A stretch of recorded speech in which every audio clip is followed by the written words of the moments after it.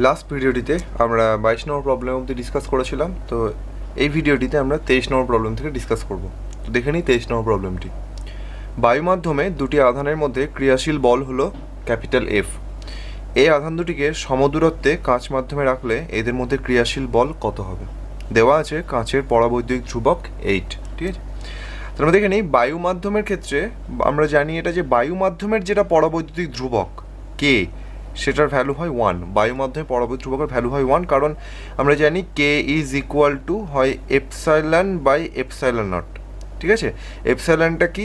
যে মাধ্যমের পরাবৈদ্যুতিক ধ্রুবক আমরা নির্ণয় করতে চাইছি সেই মাধ্যমের তড়িৎভেদ্যতা, আর এপসাইলন নটটা হচ্ছে বায়ু মাধ্যমের তড়িৎভেদ্যতা। তাহলে কে অফ এয়ার অর্থাৎ বায়ুর পরাবৈদ্যুতিক ধ্রুবক, তাহলে সেটা কত হবে? বায়ুরই নির্ণয় করতে চাইছি, তাহলে epsilon not by epsilon not that is equal to 1। তাহলে বায়ুর পরাবৈদ্যুতিক ধ্রুবক হচ্ছে 1। এখন এফ, তাহলে বায়ু মাধ্যমে ক্রিয়াশীল বল হলো এফ। ঠিক আছে, তাহলে F is equal to 1 by K, Q1 Q2 by R square. K এর মান 1, তাহলে F is equal to K এর মানটা 1 বসালে আমরা পাচ্ছি Q1 Q2 by R square. এবার বলা হচ্ছে আধান দুটিকে সমদূরত্বে কাঁচ মাধ্যমে, এই আধান দুটিকে তার মানে ওই Q1 Q2 আধান রয়েছে এবং সমদূরত্বে আর দূরত্বেই রয়েছে কাঁচ মাধ্যমে রাখা হলো। তাহলে এদের মধ্যে ক্রিয়াশীল বল এখন ধরে নিই কাঁচ মাধ্যমে দিয়ে রাখি, তাহলে F suffix glass, F glass, এটা কত হবে? তার ক্রিয়াশীল বল কত হবে? কত হবে? 1 by K, Q1 Q2 by R square. K এর ভ্যালু কত? কে এর ভ্যালু হচ্ছে কাঁচের পরাবৈদ্যুতিক ধ্রুবক 8, তাহলে 1/8 ইন্টু এই Q1 Q2 by R square, এর ভ্যালুটা কত? এর ভ্যালুটা হচ্ছে এফ, এর ভ্যালু হচ্ছে এফ। তাহলে 1/8 of F that is equal two F glass, অর্থাৎ কাঁচ মাধ্যমের ক্রিয়াশীল বল হচ্ছে বায়ু মাধ্যমের ক্রিয়াশীল বলের 1/8 এফ বাই 8। এবার আমরা 24 নম্বর প্রবলেমটা দেখে নেব।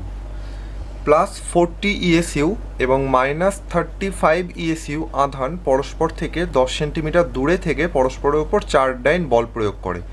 তাহলে মাধ্যমের পরাবৈদ্যুতিক ধ্রুবক নির্ণয় করতে হবে। তাহলে দেখে নিই কী কী দেওয়া আছে। Q1 এর ভ্যালু দেওয়া আছে 40 ESU, Q2 এর ভ্যালু দেওয়া আছে, সাইনগুলো এখানে লিখছি না কারণ আমরা ফর্মুলার মধ্যে সাইন কোনো কাজে লাগবে না। Q2 is equal two 35 ESU, পরস্পরের থেকে কত দূর আছে? R is equal two 10 centimetre এবং তাদের উপর ক্রিয়াশীল বল হচ্ছে F ইজ ইকুয়াল টু 4 ডাইন। তাহলে দেখছি সবগুলোই সিজিএস ইউনিটে দেওয়া আছে। তাহলে সিজিএস সিস্টেমে যেটা Coulomb's law, F is equal to 1 by K, Q1 Q2 by R square. তাহলে সিম্পলি আমরা ভ্যালুগুলো বসিয়ে দেবো। এফ এর ভ্যালু হচ্ছে 4, 1 বাই কে, কে আমাদের ক্যালকুলেট করতে হবে পরাবৈদ্যুতিক ধ্রুবক। Q1 Q2 হচ্ছে 40 ইন্টু 35 বাই আর স্কোয়ার হচ্ছে 10 square that is equal to, তাহলে K is equal to 40 into 35 by 10 square into 4। ঠিক আছে, তো দেখে নিই ক্যালকুলেটর কত হচ্ছে। 40 into 35 divided by 10 square into 4, তাহলে রেজাল্ট দাঁড়াচ্ছে 3.5। এবার আমরা 25 নম্বর প্রবলেমটি দেখে নেব। কিউ মানের একটি আধান এল বাহু বিশিষ্ট ঘনকের কেন্দ্রে অবস্থিত। ঘনকের 6টি তলের মধ্য দিয়ে অতিক্রান্ত তড়িৎ ফ্লাক্সের মান নির্ণয় করো। বুঝতে পারছি অঙ্কটি খুবই সোজা। এটি গাউসের উপপাদ্যটিকে আমাদেরকে বলতে হয়েছে। গাউসের উপপাদ্য আমরা কি পড়েছিলাম? যে কোনো বদ্ধ তল থেকে, কোনো একটি বদ্ধ তল থেকে নির্গত মোট তড়িৎ ফ্লাক্স ওই বদ্ধ তল দ্বারা আবদ্ধ মোট আধানের 1/ε0 গুণ। ঠিক আছে, কোনো বদ্ধ তল থেকে নির্গত মোট অভিলম্ব তড়িৎ ফ্লাক্স ওই বদ্ধ তল দ্বারা আবদ্ধ মোট আধানের 1/ε0 গুণ। তাহলে এখানে একটি ঘনক বলা আছে, এরকম একটি ঘনক রয়েছে যে ঘনকের বাহুর দৈর্ঘ্য হচ্ছে আর, ঘনকও একটা বদ্ধ তল। তাহলে এই ঘনকের ভেতরে একটি কিউ আধান রয়েছে। এখন এই ঘনক থেকে নির্গত মোট তড়িৎ ফ্লাক্স সেটা কত হবে? সেটা কত হবে? ফাই ইজ ইকুয়াল টু, তাহলে এই ঘনক দ্বারা আবদ্ধ মোট আধান কত? Q into 1/ε0। তাহলে আনসার হচ্ছে কিউ বাই এপসাইলন নট। এখানে এল এর কোনো ফাংশন নেই, এল কোনো কাজে লাগে না, কারণ তলটা যেমনই হোক না কেন বদ্ধ তল। এটা যদি ঘনক না হয়, যদি এটা একটা আর ব্যাসার্ধের গোলকও হতো তাহলেও রেজাল্টটা এটাই থাকতো। ঠিক আছে, এবার আমরা 26 নম্বর প্রবলেমটি দেখে নেব। এক্স অক্ষ বরাবর 200 নিউটন পার কুলম প্রাবল্যের একটি তড়িৎ ক্ষেত্র ক্রিয়া করছে। ওয়াই জেড তলে অবস্থিত 20 সেন্টিমিটার বাহু বিশিষ্ট বর্গাকার ক্ষেত্রের মধ্য দিয়ে অতিক্রান্ত তড়িৎ ফ্লাক্স কত হবে? ঠিক আছে, তাহলে আমরা ছবিটা দেখে নিই। তাহলে এটা হচ্ছে এক্স অক্ষ, এটা ওয়াই অক্ষ, এটা জেড অক্ষ। তাহলে এটা হচ্ছে এক্স অক্ষ, এটা হচ্ছে ওয়াই অক্ষ, এটা হচ্ছে জেড অক্ষ। তাহলে এখন ওয়াই জেড তল মানে হচ্ছে এরকম। তাহলে এটা হচ্ছে ওয়াই জেড তল, ঠিক আছে। তাহলে এই ওয়াই জেড তল, এই তলের ক্ষেত্রফল বলে দেওয়া আছে, এটা হচ্ছে 20 সেমি, কারণ বর্গাকার, এটা হচ্ছে 20 সেন্টিমিটার। আর এক্স অক্ষ বরাবর এই দিকে ই কাজ করছে, এক্স অক্ষ বরাবর ই যেটা কাজ করছে, যদি ভেক্টরিক্যালি লিখি তাহলে সেটা হবে 200 আই, কারণ এক্স অক্ষ বরাবর একক ভেক্টরকে আমরা আই দিয়ে ডিনোট করি, এত নিউটন পার কুলম, ঠিক আছে। আর এই ক্ষেত্রফলটা কত? এস, যদি আমরা এসটা ক্যালকুলেট করে নিই, এসটা হচ্ছে 20/100 তার স্কোয়ার, মিটারে কনভার্ট করে নিলাম, এত মিটার স্কোয়ার, তার ভ্যালুটা কত? 0.2, তাহলে 0.04 মিটার স্কোয়ার। এখন এই এসটাকে যদি আমরা ভেক্টরিক্যালি লিখি তাহলে এস কত হবে? এই যে ক্ষেত্রফল, এই ক্ষেত্রফলের অভিমুখ কোন দিকে হবে? এদিকেই হবে, কারণ আমরা জানি ক্ষেত্রফল ভেক্টর রাশি এবং ক্ষেত্রফলের অভিমুখ হয় সেই ক্ষেত্রফল থেকে লম্ব হয় বহির্মুখী, তাহলে এইদিকে হচ্ছে ক্ষেত্রফলের দিক। তার মানে ক্ষেত্রফলটাকে আমরা কি দিয়ে ডিনোট করবো? 0.04 আই, এত মিটার স্কোয়ার, কারণ ক্ষেত্রফলের অভিমুখ হচ্ছে এক্স অক্ষ বরাবর, ওয়াই জেড তলে যে ক্ষেত্রফল রয়েছে তার অভিমুখ হচ্ছে এক্স অক্ষ বরাবর। তাহলে আমরা এখানে সিম্পলি এবার গাউসের উপপাদ্য ইউজ করবো, phi is equal to E dot DS, তাহলে ইন্টিগ্রাল ই ডট ডিএস, ঠিক আছে। এখন যদি আমরা ইন্টিগ্রালটা তুলে দিই, কারণ ডিএস তো ক্ষুদ্র ক্ষেত্রফল, এখন তো আমরা মোট ক্ষেত্রফলটাই জানি, তাহলে এটাকে আমরা এরকমভাবে লিখতে পারি ই ডট এস, ঠিক আছে। ইন্টিগ্রেশনটা তুলে দিলাম, ডিএস এর জায়গায় আমরা এস করে দিলাম। তাহলে ই এর ভ্যালু কত? ই এর ভ্যালু হচ্ছে 200 আই, তাহলে ই এর ভ্যালুটা আমরা বসালাম 200 আই ডট 0.04 আই, তাহলে 200 আই ডট 0.04 আই, ঠিক আছে। তাহলে ভ্যালুটা কত দাঁড়াচ্ছে? ক্যালকুলেট করি, 200 ইন্টু 4 8, মানে 200 into 0.04, that is equal to 8। তাহলে তড়িৎ ফ্লাক্সের একক newton metre square coulomb inverse, ঠিক আছে। এবার আমরা 27 নম্বর প্রবলেমটি দেখে নেব। 1 মিটার বাহু বিশিষ্ট একটি ঘনকের কেন্দ্রে 12 মাইক্রোকুলম পরিমাণ একটি বিন্দু আধান থাকলে ঘনকের প্রতি তলের মধ্য দিয়ে নির্গত তড়িৎ ফ্লাক্স কত হবে? ঠিক আছে, তাহলে একটা ছবিটা এখানে এরকম একটি ঘনক রয়েছে, ঘনক ভেতরে কিউ রয়েছে 12 মাইক্রোকুলম। এখন ঘনকের কটা তল? মোট তল হচ্ছে 6টা। তাহলে গাউসের উপপাদ্য থেকে, যেটা phi is equal to Q by epsilon not, সেখান থেকে আমরা জানি যে কোনো বদ্ধ তল থেকে নির্গত মোট অভিলম্ব তড়িৎ ফ্লাক্স ওই বদ্ধ তল দ্বারা আবদ্ধ মোট আধানের 1/এপসাইলন নট গুণ। এখন ঘনক একটা মধ্যতল এবং ঘনক সুষম আকৃতির তল, ঘনক একটা বদ্ধ তল সুষম আকৃতির। তো এই ঘনক থেকে নির্গত মোট ফ্লাক্স কত? Phi is equal to Q by epsilon, যেখানে কিউ এর ভ্যালু হচ্ছে 12 ইন্টু 10⁻⁻6, আর এপসাইলনটার ভ্যালু হচ্ছে 8.854 ইন্টু 10⁻⁻12, ঠিক আছে।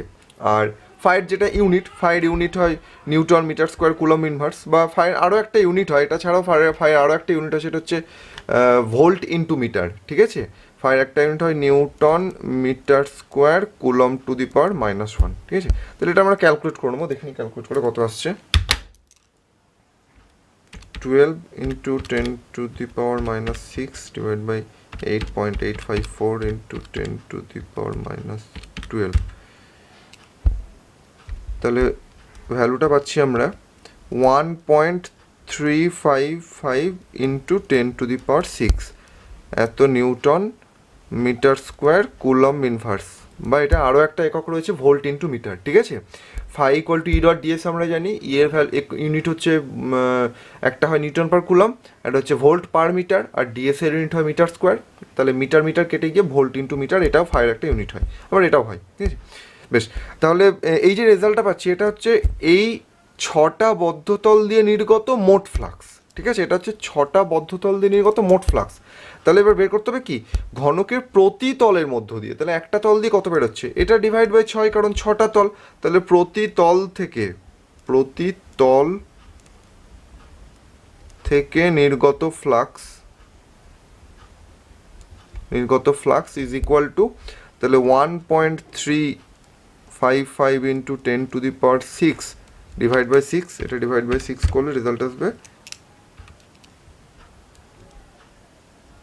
2.25 ইন্টু 10⁵, তাহলে এত newton metre square coulomb to the power -1। এবার আমরা 28 নম্বর প্রবলেমটি দেখে নেব। E is equal to 3i plus 4j plus 5k প্রাবল্য বিশিষ্ট তড়িৎ ক্ষেত্রে স্থাপিত S ইকুয়াল টু 10i ক্ষেত্রের মধ্য দিয়ে অতিক্রান্ত ফ্লাক্স কত হবে? খুবই সিম্পল, আমরা এখানে আবার গসেস থিওরেম ইউজ করব। Phi is equal to integral, এবার ইন্টিগ্রাল দেওয়া দোকানে কারণ এখানে এস এর ভ্যালুটা দেওয়া, তাহলে ই ডট এস, ঠিক আছে? তাহলে ই এর ভ্যালু কত? ই এর ভ্যালু হচ্ছে 3i plus 4j plus 5k dot S এর ভ্যালু কত?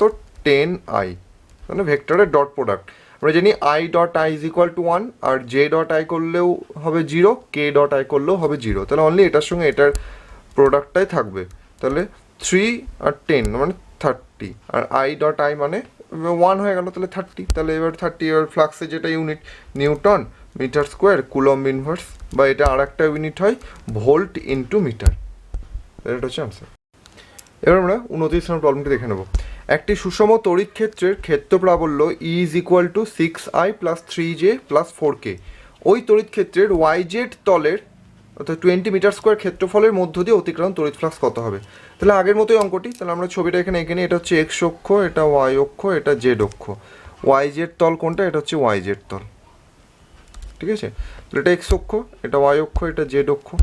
এই ক্ষেত্রফলটা বলে দেওয়া আছে। তাহলে এখন yz তলের যে ক্ষেত্রফল, তাহলে E যার ভ্যালু আমাদের বলে দেওয়া আছে 6i plus 3j plus 4k, আর এস এর যে ভ্যালুটা অর্থাৎ ক্ষেত্রফলের যে ভ্যালুটা 20 মিটার স্কোয়ার। এখন 20 এটার সঙ্গে এটার ডিরেকশন কোন দিকে? এই যে yz তলে ক্ষেত্রফল, তার ডিরেকশন হবে এই দিকেই হবে, তাহলে এইদিকে মানে x অক্ষ বরাবর, অর্থাৎ 20i এত মিটার স্কোয়ার। এটা হচ্ছে নিউটন পার কুলম, আর এটা রয়েছে মিটার স্কোয়ার। তাহলে phi is equal to E dot S.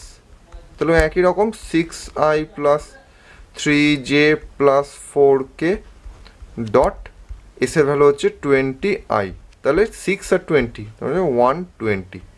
Unit কী হবে? ইউনিট আগের মতোই newton metre square coulomb inverse, ঠিক আছে? বেশ, তাহলে এত পর্যন্ত আমাদের হচ্ছে গিয়ে তড়িৎ ক্ষেত্র চ্যাপ্টারের যে প্রবলেমগুলো ছিল, তড়িৎ ক্ষেত্র চ্যাপ্টারের প্রবলেমগুলি শেষ হলো। এরপরে আমরা তড়িৎ বিভব চ্যাপ্টারে নেক্সট ভিডিওতে আমরা তড়িৎ বিভব চ্যাপ্টারে যে প্রবলেমগুলো রয়েছে সেই প্রবলেমগুলো থেকে স্টার্ট করবো। তো নেক্সট চ্যাপ্টার থেকে আমরা প্রবলেমগুলো স্টার্ট করবো।